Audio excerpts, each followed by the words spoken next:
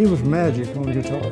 And I don't really think it's been surpassed. I definitely think that he's one of the top 10 at least. I've been talking about Jimmy Bryant for over 50 years, people.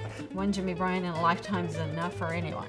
And not many people care or know what I'm talking about. To my knowledge, he was the first guy to take country swing guitar to another level. He kind of stole the show before I was born.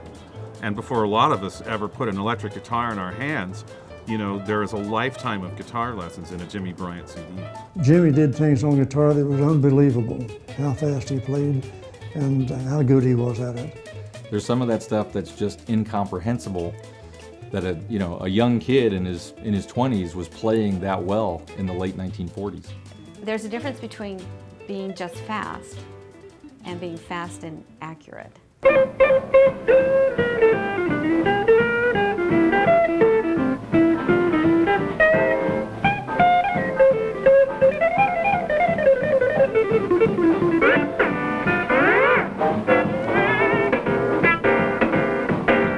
Was sort of the Eddie Van Halen of the day. If he was playing the guitar on stage with other players, your eye would go to him because he was so incredible. It just knocked me flat. I couldn't believe what I was hearing. I had all the equipment, so we always had the band at my house. And my father would come in and he would pick up the guitar and he would play for about 30 seconds and he would say, "Easy ad-lib."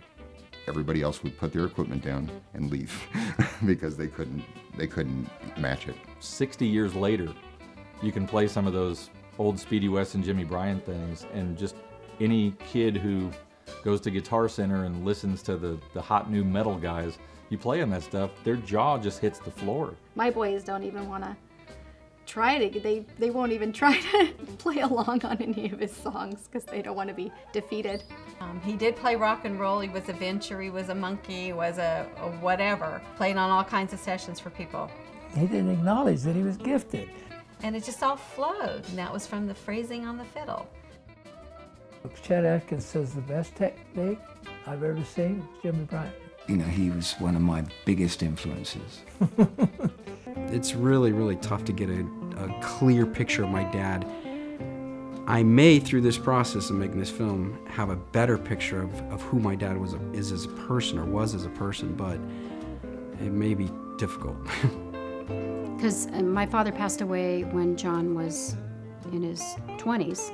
He was basically an album cover to me, you know, and I had all the albums. I think it's a way to feel close to my father and also to give him the respect and the acknowledgement that he would have given him if my father had lived. I'd love to understand my father from a perspective of the person that he was, not the player that he was. Everybody asks me about the player that he was, and they do ask about whether he was difficult to work with or whether he was, you know, friendly or not, but not many people ask what kind of father he was. You know, as a kid, I didn't even think about not seeing him. I just was raised by my mom and my sisters and brother. One thing that really is tough, knowing that Dad died at 55, you know, and I'm 52 now, and I just hope that I get to see Mason, you know, grow up. That's one thing that's really heavy on me.